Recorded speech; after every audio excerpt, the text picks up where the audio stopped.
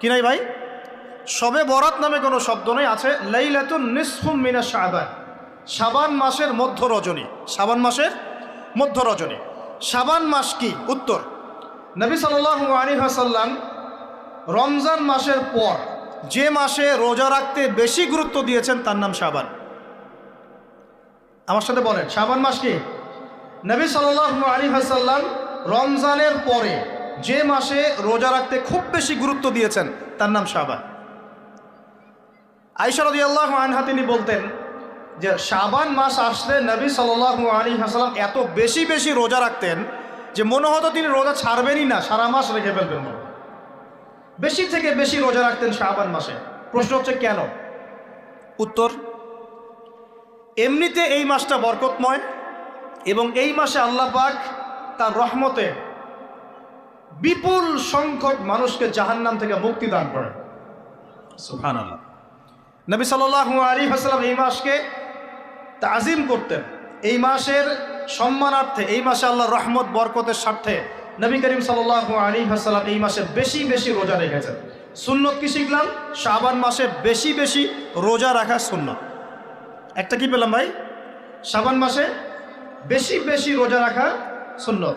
আপনি যদি মুকিম হন, শরীর সুস্থ থাকে, মুসাফির না, আপনার সুস্থতা আছে, সব ঠিক আছে, আপনি চেষ্টা করবেন এই মাসে বেশি বেশি রোজা রাখার। পারা যাবে ইনশাল্লাহ। এটা নবীর সুন্নত হবে। আরেকটা হাদিস মাথায় নিয়ে নেন, আজকে সারা ওয়াজ ভুলে গেলে এই ওয়াজটা বলেন না। কি হাদিস? নবীজি বলছেন, তোমাদের সামনে, হে আমার সাহাবীরা, তোমাদের সামনে এমন একটা যুগ আসছে, ওই যুগে আমার সুন্নতকে ধরে রাখাটা হাতের মধ্যে আগুন ধরে রাখার মতো হবে। আমি অনেক দিন এই লেকচারে এই হাদিসটা বলেছি। তোমাদের সামনে এমন একটা কঠিন যুগ আসছে, জামানা সবরিন, সবরের যুগ, কঠিন যুগ। ওই যুগে ঈমান ধরে রাখা, মানে আমার সুন্নতের উপর থাকা, হাতে আগুন ধরে রাখার মতো হবে। ওই যুগে যদি তোমরা আমার একটা সুন্নতকে জীবিত করতে পারো, সমাজে একটা সুন্নত মরে গেছে, ওটাকে আবার জীবিত করতে পারো, তাহলে 50 জন শহীদ সাহাবীর নেকি পাবে। হাদিসটা বুঝলেন? শুধু নেকি না, আপনি 50 জন শহীদ সাহাবীর নেকি পাবেন যখন চলমান সমাজে একটা সুন্নত মিটে গেছে, নাই, মানুষ আমল করছে না, কিন্তু আপনি সেটাকে জীবিত করলেন। পারা যাবে ইনশাল্লাহ।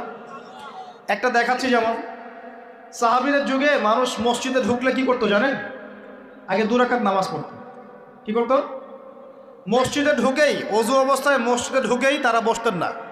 আগে 2 রাকাত নামাজ পড়তেন, দুখুলুল মসজিদ বা তাহিয়াতুল মসজিদ, তারপরে বসতেন।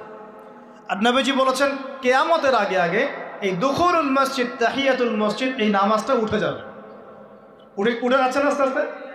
মসজিদে ঢুকলে মানুষ ধাপ করে বসে পড়ে, তাই না? মানুষ ভুলেই গেছে এটা সুন্নত। এখন আপনি যদি এই সুন্নতটাকে আবার জীবিত করতে পারেন, ইনশাল্লাহ 50 জন শহীদ সাহাবীর নেকি পাবেন। সমাজে এখন দাড়ি শেভ করা ফ্যাশন হয়ে গেছে, বুঝছে না? অনেকে শেভ না করলে চাকরি দেয় না। শেভ না করলে কি হয় না? চাকরি পাওয়া যায় না। স্কুলে তো না, কলেজে গিয়ে পড়তে গেলে ক্লাস করতে দেয় না। দাঁড়িয়ে আছে, যাও শেভ করে আসো, তাই বলে। এখন সমাজ চলছে উল্টা। এখন যদি আপনি নবীর সুন্নতকে আবার জীবিত করতে পারেন, 50 জন